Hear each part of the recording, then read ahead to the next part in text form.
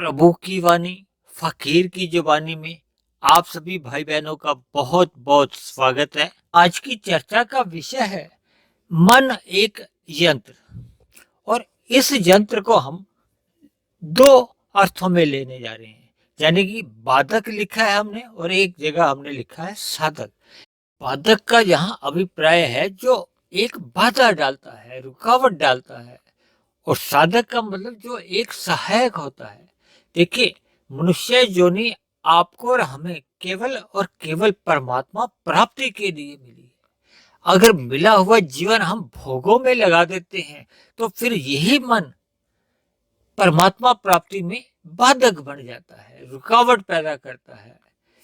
और यदि मन हमारा परमात्मा में लग जाता है, यानी भोगों से इसका वैराग्य हो जाता है और परमात्मा की साधना में लग जाता है, तो फिर यही मन एक साधक का रूप धारण कर लेता है। यानी कि हमें इस मिले हुए मन का या इस यंत्र का इस प्रकार से सदुपयोग करना है ताकि आपका और हमारा मनुष्य जीवन सफल हो, सार्थक हो, हम सभी मनुष्यों को परमात्मा की प्राप्ति हो जाए।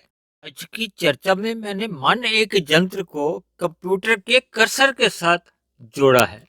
आप और हम सभी मनुष्य आज कलयुग की दुनिया में मोबाइल से और कंप्यूटर से लगभग पूर्ण रूप से परिचित हैं। देखिए, सभी मनुष्य मोबाइल का या फिर कंप्यूटर का एक अपने जीवन में बहुत ही अधिक इस्तेमाल में होता है। देखिए, कंप्यूटर जब हम बाजार से लेके आते हैं तब तो वो बिल्कुल ही एक साफ सुथरा या उसमें किसी भी प्रकार की कोई ऐसी जानकारी भरी नहीं होती। देखिए, जब हम उसका इस्तेमाल करते हैं तभी उसमें हम जानकारी अच्छी भी भर सकते हैं, बुरी भी। अच्छी का अभिप्राय हम सत्वगुण से लेने जा रहे हैं और बुरी का अभिप्राय हम तमोगुण से और रजोगुण से भी लेने जा रहे हैं। देखिए, आपका और हमारा जितने भी ये जो स्थूल शरीर है, इसके भीतर एक हमारा सूक्ष्म शरीर होता है जिसमें मन बुद्धि ही मुख्य रूप से गिने जाते हैं। इसी तरह फिर हमारे एक अंदर कारण शरीर होता है। कारण शरीर में ही मनुष्य योनि में हम जितने भी इस काम भाव से कर्म करते हैं, पाप कर्म करते हैं या पुण्य कर्म करते हैं, वो लिखे जाते हैं। और जैसे जैसे हम कर्म करते हैं तो फिर उसके हमारे संस्कार बनते हैं, हमारा स्वभाव बनता है, वो भी कारण शरीर में ही लिखा जाता है। यानी कारण शरीर में फिर जैसे संस्कार लिखे जाते हैं फिर वैसे ही सूक्ष्म शरीर में फुरने उठते हैं। फिर स्थूल शरीर वैसे ही कर्म करने लगता है। यानी जो पृथ्वी जल अग्नि वायु आकाश का ये बना है ना, ये फिर इसकी कर्मेंद्रियां वैसे ही कर्म करने लगती है। और ये जितने भी भोग के विषय हैं ये भी मूल रूप से पृथ्वी जल अग्नि वायु आकाश के ही हैं। और इन स्थूल भूतों का जो एक सूक्ष्म तत्व है या कारण रूप में वो 5 तन मात्राएं हैं जिनको हम अपने 5 विषय भी कह देते हैं। ये 5 तन मात्राएं, ये 5 विषय क्या हैं? पृथ्वी की तन मात्रा है गंध, जल की तन मात्रा है रस, अग्नि की तन मात्रा है रूप, इसी तरह वायु की तन मात्रा है स्पर्श, आकाश की तन मात्रा है शब्द। यही गंध, रस, रूप, स्पर्श और शब्द, ये हमारे 5 विषय हैं जिनके पीछे मनुष्य भागता है या इन्हीं के लिए ही दिन रात कर्म करता है। कोई काम भाव से जो हम कर्म करते हैं वो इन्हीं विषयों की प्राप्ति के लिए ही करते हैं। और जब मनुष्य पाप कर्म करता है तो भी इन्हीं 5 विषयों की प्राप्ति के लिए, यानी इन 5 विषयों का सुख भोगने के लिए ही मनुष्य कर्म भी करता है और विकर्म यानी कि पाप कर्म भी करता है। ये हम जितने भी हमारा जो कर्म करते हैं, ये हमारा जो कारण शरीर है, यानी जो हमारा स्वभाव बना होता है, वो हमारे सूक्ष्म शरीर को प्रेरित करता है। और सूक्ष्म शरीर वैसा ही फिर स्थूल शरीर से, जो हमारे स्थूल शरीर की जो गोलक होती हैं, इंद्रियां होती हैं, कर्मेंद्रियां, ज्ञानेंद्रियां, फिर वैसे ही उन कर्मेंद्रियों से कर्म करवा देता है। मेरा तो ऐसा मानना है कि मनुष्य का 90% जो दिनचर्या में जो कर्म होते हैं, चाहे वो पाप कर्म है चाहे वो पुण्य कर्म है, वो बने हुए स्वभाव के कारण ही होते हैं।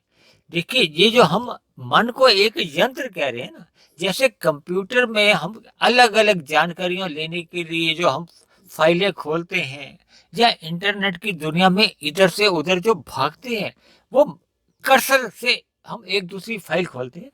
इसी तरह ये हमारा मन, जिसको मैंने कर्सर से जोड़ा है, ये 5 विषयों के प्रति ही फाइलें खोलता रहता है। अब ये वाला भोग करो, अब वो वाला भोग करो, आज ये वाली चीज खानी है, कल वो वाली चीज खानी है, ये वाला पहनना है, वहां घूमने जाना है, इससे स्पर्श करना है, इस गीत को हमने सुनना है। यानी ये जो हमारे 5 विषय जो हैं, इन्हीं की ही फाइलें प्रत्यक्ष रूप से या अप्रत्यक्ष रूप से ये हमारा मन इन्हीं भोगों की गलियों में घूमता रहता है।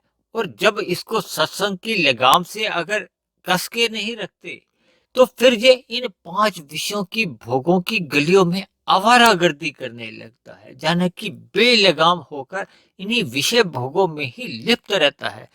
तब ऐसे में ये हमारा परमात्मा प्राप्ति के लिए जो मन परमात्मा ने हमें दिया है, ये एक बाधक बन जाता है। यही मन फिर सत्संग में लगता नहीं है, या सत्संग बेमन से करता है, और कभी कभी तो इसको सत्संग में घुटन भी होने लगती है। इसलिए मेरा ऐसा मानना है कि जब तक इस मन को हम सत्संग की लगाम से निरंतर एक अभ्यास करना होगा, ताकि ये मन हमारा भोग विषयों की गलियों से वापस आकर, यानी कि भोग विषयों की गलियों में ये केवल स्थूल शरीर की आवश्यकताओं के लिए ही विचरण करे, यानी कि इन विषय भोगों की गलियों में आवारागर्दी करने से तभी बच पाता है, जब इसको मन को हम निरंतर सत्संग के अभ्यास में लगाते रहते हैं। आरंभ में तो ये मन सत्संग में नहीं लगता, लेकिन जैसे जैसे अभ्यास होता है, तो फिर ये मन धीरे धीरे सत्संग में लगने लगता है। और फिर एक ऐसा समय आता है जब ये सत्संग किए बिना मन रह भी नहीं पाता, तभी ये मन परमात्मा प्राप्ति में ये साधक बन जाता है।